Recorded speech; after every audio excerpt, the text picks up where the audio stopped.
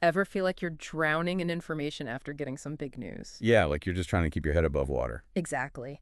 And for parents, that news is often a diagnosis for their child. So today's deep dive, it's all about helping you navigate that emotional roller coaster. We're diving into Cheap ABA, Navigating Your Emotions After Your Child's Diagnosis, a guide for parents. Which, by the way, focuses on autism, but honestly, the feelings it talks Well, about. universal. No matter what your child's diagnosis is, those feelings, they're real. Totally. And chances are you're seeing this guide amidst a mountain of other stuff. Appointments, therapies, maybe even some helpful advice from relatives. It's overwhelming. Like trying to climb Everest without a map or the right gear. Exactly. And this guide, it gets real fast. First thing it talks about is that whirlwind of emotions. Grief, blame, even relief, all at once. Like a kaleidoscope of feelings, and trying to ignore them. It's like trying to ignore a sprained ankle. It doesn't work. You've got to acknowledge those feelings. So let's start with grief. What's going on there? Why is that such a common reaction? Well, think about it. When you become a parent, you have this vision for your child's future.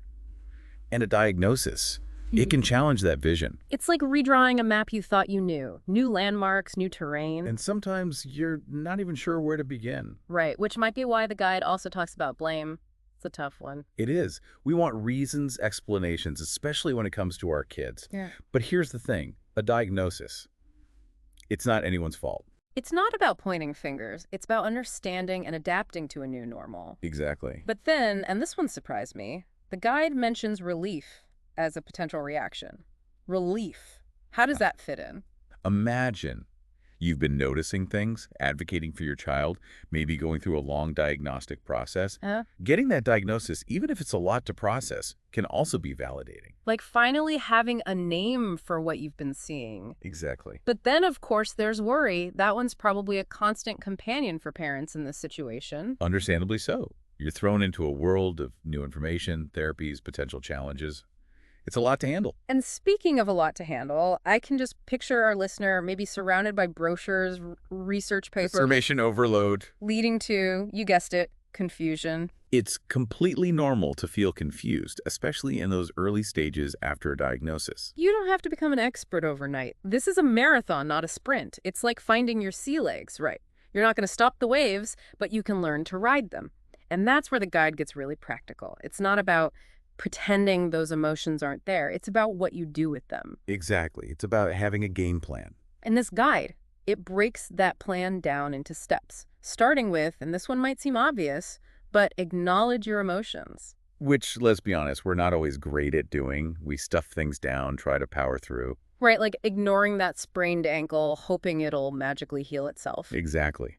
But those emotional wounds, they need attention, just like physical ones. So how do we do that? How do parents actually acknowledge and process these big, often messy feelings?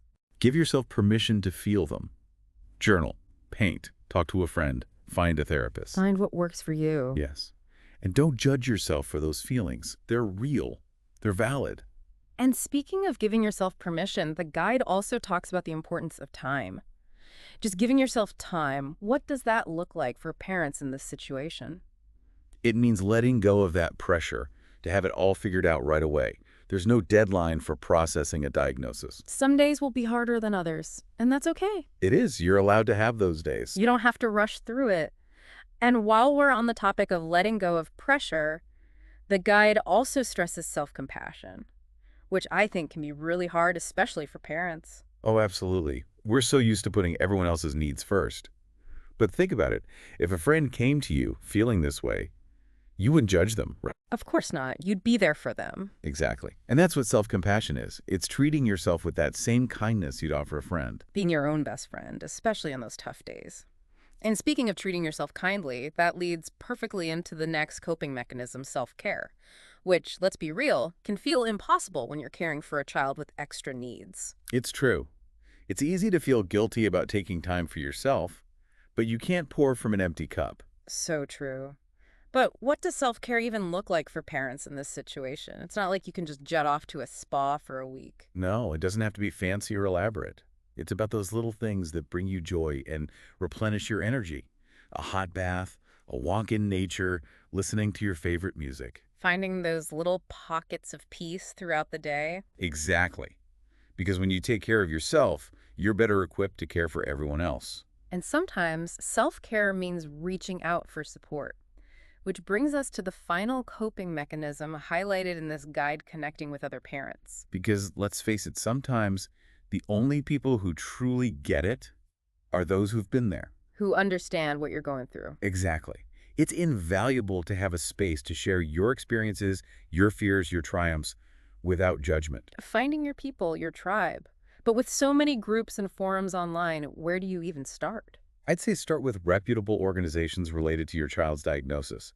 They often have online communities or can connect you with local groups. Word of mouth is great too. Ask your child's therapists, doctors, or other parents for recommendations. It's about finding that community where you feel seen, heard, and supported.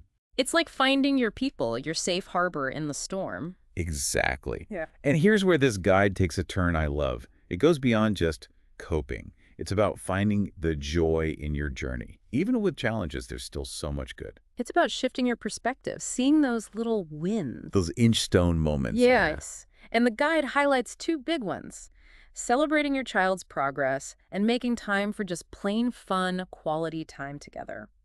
Let's start with celebrating progress. What does that look like, especially early on? It's those tiny victories that might seem small to others, but to you, they're huge E. Your child trying a new food, making eye contact when you call their name. Communicating in a new way, even if it's just one new word. Exactly. Those are huge EE wins. It's about recognizing that progress isn't always this straight line upwards. There will be bumps. And that's okay. But those little joys, they're fuel for the journey, which is why the guide also talks about quality time, just having fun together.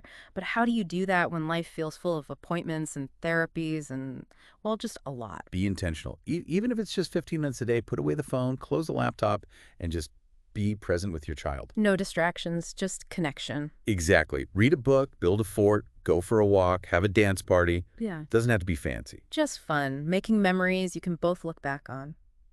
Speaking of support, the guide wraps up talking about your network. And it's more than just other parents, right? Oh, for sure. This is about recognizing that asking for help isn't weakness, it's wisdom. Love that.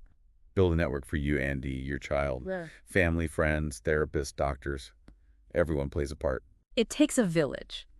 And this guide breaks it down into 3 steps: gathering good info, talking to the pros, and then that personal network. Let's start with info gathering. It can be overwhelming out there. What advice do you have? Stick to trusted sources. Yeah. Government websites, national organizations, your child's own healthcare team. Your gut instinct is good too. If something feels off, trust that. Absolutely. And then talking to those professionals. Your child's doctor, therapists, early intervention specialists, they're your allies. Your partners in figuring this all out. Exactly. And finally, there's that personal network.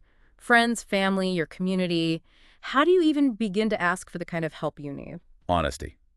Just be upfront about what would be helpful, whether it's practical support like childcare or just a listening ear. Sometimes just having someone to hear you can make all the difference. It really can. You know, as we wrap up this deep dive, what sticks with me from this guide is that it's not about denying the challenges. It's about approaching this journey with hope. Yes. You've got this. You are your child's best advocate. The strongest person they know. And to our listener out there on this journey, we hope this deep dive has brought you some comfort, some clarity, and the knowledge that you are not alone. Take care.